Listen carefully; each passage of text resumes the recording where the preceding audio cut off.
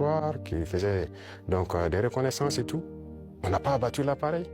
On a pris le soin de contacter l'ambassade américaine, qui ont pris quelques minutes, ils nous ont confirmé que c'est leur appareil et ils ont dégagé l'espace. Donc on n'abat pas un appareil systématiquement, donc c'est un acte délibéré, inamical d'abattre l'appareil et c'est regrettable. Mais si je comprends bien, vous ne fermez pas la porte au dialogue quand même. Non.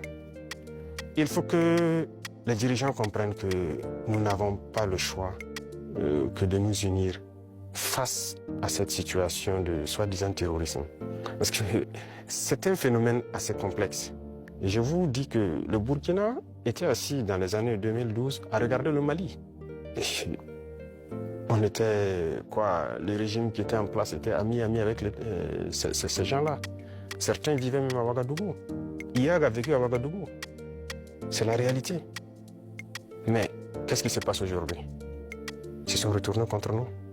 Ce ne sont pas des gens libres. Ils sont manipulés par les impérialistes et les ordres qu'on les donne, ils donnent à leurs criminels sur le terrain, ils le font. Donc, il faut que chacun comprenne qu'on doit s'unir pour faire face. Il n'y a pas de négociation possible avec ces gens-là. Justement, parlons de cette unité, plutôt cette intégration qui se déroule actuellement au sein de l'AES. Où en est-on actuellement? Ça se passe bien, ça évolue. Nous sommes donc dans la Confédération et comme je dis, il y a beaucoup de choses à mettre en place. Voilà. Et il ne faut pas chercher à aller tellement vite et ne pas bien faire. Donc nous sommes en train d'aller de manière progressive.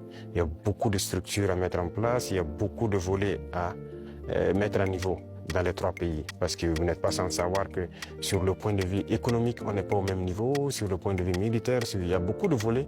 Il faut essayer d'équilibrer. Et donc, ça nécessite la mise en place de beaucoup de structures, beaucoup de rencontres. Et la libre circulation, ça nécessite un certain nombre de paramètres à mettre ensemble. Vous avez dû voir qu'on a fait un gros travail pour aboutir à un document unique de sécurité pour les voyages et tout. Donc, c'est évolutif. Donc, ça se passe très bien. Justement, j'avais une question sur le volet économique. La création de la devise propre à l'AES est-elle toujours à l'ordre du jour? Oui, c'est à l'ordre du jour, forcément. Et donc, le processus continue. Il y a beaucoup de choses, comme dirais-je, beaucoup de billes à caler avant d'y arriver. Mais c'est forcément à l'ordre du jour.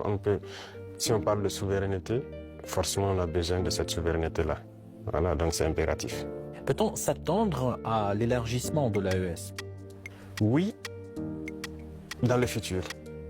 Mais pour l'instant, comme j'ai dit, nous devons harmoniser nous-mêmes beaucoup de choses, mettre en place vraiment les bases, parce qu'il y aura beaucoup de protocoles additionnels, si vous le constatez, pour harmoniser nos politiques, que ce soit les politiques diplomatiques, économiques, voilà.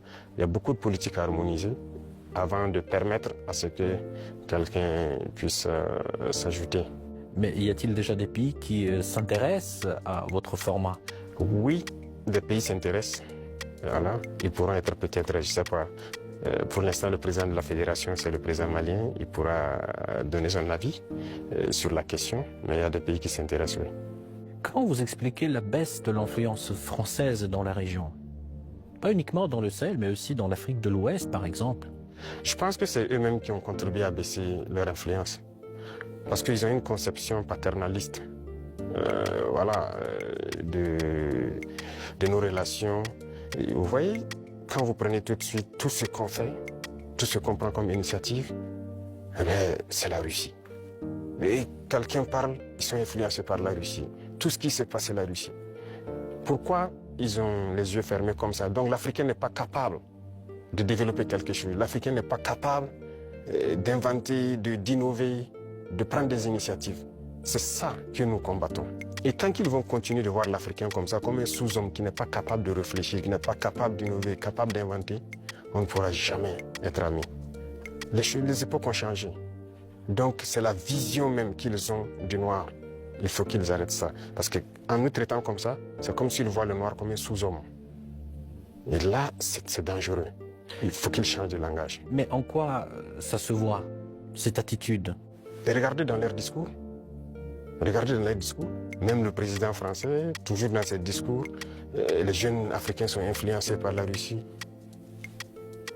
Il le dit. Les médias occidentaux vous les écoutez souvent. Ils ne passent leur temps qu'à mentir. Et regardez aujourd'hui l'AES qui est un modèle qui est en train de se dessiner. Ils ne peuvent pas se lever du matin au soir sans parler du Burkina ou parler de l'AES. C'est impossible pour eux. Et chaque fois, ils cherchent à envoyer des informations pour diviser, pour manipuler la jeunesse. Mais ça ne passe plus.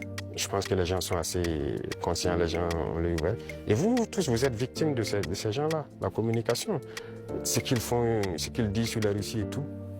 On le sait. Jusqu'aujourd'hui, il y a des jeunes Africains qui ont les yeux toujours fermés, qui croient à leurs mensonges. Le récit de la Seconde Guerre mondiale. J'écoutais la dernière fois, quelqu'un disait qu'à la fin de la guerre, dans les 10 années qui ont suivi, si on demandait en Europe qui a gagné la guerre, les gens disaient c'est la Russie. Mais aujourd'hui, si vous demandez en Europe qui a gagné la guerre, ils vont dire que ce sont les Occidentaux. Par la communication, ils ont réussi à renverser l'histoire. Et l'histoire africaine aussi, ils ont tout manigancé pour faire passer les mensonges. Et ça fait que les jeunes Africains, certains ne connaissent même pas l'histoire de l'Afrique. Qu'est-ce que l'Afrique a fait? Certains ne savent même pas que nos grands-parents ont combattu, ont été mis à l'avant comme chair à canon. Et au retour, ils les ont tués comme des animaux. Est-ce que les gens savent que quand la France expérimentait sa première bombe atomique, ce sont des soldats noirs qu'ils ont mis à côté dans le rayon létal pour voir l'effet que ça fait? Sortons les archives. Tout ce qu'ils ont utilisé contre l'Afrique, c'est terrible.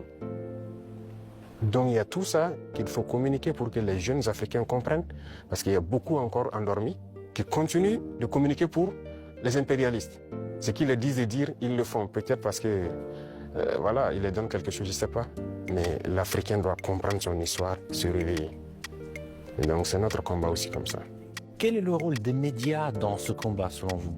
Médias indépendants? De chez nous, vous voulez dire? Les médias devraient beaucoup participer à nous aider. Mais vous voyez que nos médias, même, il y a certains médias qui sont des médias impérialistes. Ils ne sont assis que lorsque les médias européens, lorsqu'ils disent quelque chose, et ils reprennent. Et ils accentuent. Il y a plein de médias dans nos pays qui combattent même les régimes comme notre régime. Et ils passent leur temps aussi à raconter les mêmes balivernes que les médias occidentaux racontent. Mais c'est honteux. Si des Africains se comportent comme ça, c'est très honteux. J'imagine qu'il doit avoir honte de se regarder à la glace le soir. Si tu es payé pour raconter des mensonges sur le noir, c'est très grave. Donc, on est en train de conscientiser. Au Burkina Faso, si vous voyez, actuellement, beaucoup de médias accompagnent la dynamique, participent à conscientiser la jeunesse à travers des débats et tout. Donc, c'est ce que nous souhaitons vraiment pour les médias. Pensez-vous que notre média puisse aussi jouer son rôle dans ce combat? Bien sûr, beaucoup. Il faut jouer un rôle très important parce que, vous savez, je l'ai dit en 2023 à Saint-Pétersbourg et je le répète encore aujourd'hui, la Russie a contribué à sauver le monde. L'Afrique a contribué à sauver le monde. Et il faut le dire. Il faut que les jeunes le comprennent. Que tout ce qui se raconte dans les films Hollywood, c'est faux. Ce n'est que du mensonge. C'est la même chose. La guerre du Vietnam. Aujourd'hui, on voit, l'histoire est tronquée. Mais il faut communiquer. Vous voyez, moi, ils n'aiment pas que je parle. On trouve que je parle trop et tout. Pour que je me taise, pour qu'eux, ils parlent et que leur version passe. Non. Moi, mon plus grand regret, c'est d'avoir passé une bonne partie de ma jeunesse à écouter des radios comme RFI, France 24. J'ai été dans des pays où ces radios étaient fermées. Mais on prenait des applications, on enregistre leur journal pour écouter. Mais à partir d'un moment, il y a un déclic. Et je commence à comprendre qu'ils conditionnent nos cerveaux pour accepter ce qu'eux ils veulent. C'est leur narratif qu'ils veulent qu'on apprenne. Et depuis ce temps, moi je commence à faire la part des choses. Et j'ai compris que c'est très dangereux ce qu'ils font.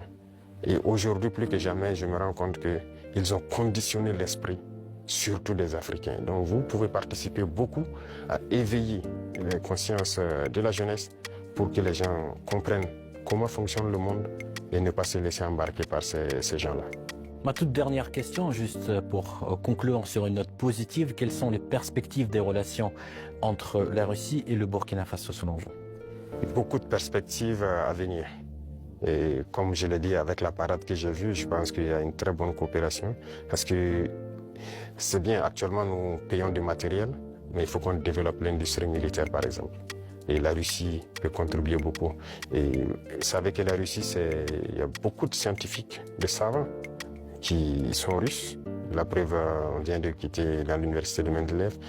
Ils peuvent nous accompagner beaucoup dans la formation pour aussi prévaloir, parce que chez nous, nous avons des jeunes talents, des génies qui arrivent à créer des choses, mais il leur manque l'apport mathématique, la science pour pouvoir améliorer ce qu'ils font. Et donc la Russie peut nous aider beaucoup dans ce domaine. Ça va nous aider sur le volet militaire, sur le volet industriel, parce que ce sont les machines qui font marcher le monde. Et aujourd'hui, la technologie qui est là, que ce soit l'informatique et les réseaux, la télécommunication et tout, sur ce volet, la Russie est en train de beaucoup collaborer. Donc à l'avenir, toutes ces perspectives sont donc mises à l'ordre du jour pour que nous puissions donc voilà, arriver à un objectif certain que nous souhaitons. Votre Excellence, merci beaucoup pour cet échange très intéressant et très enrichissant.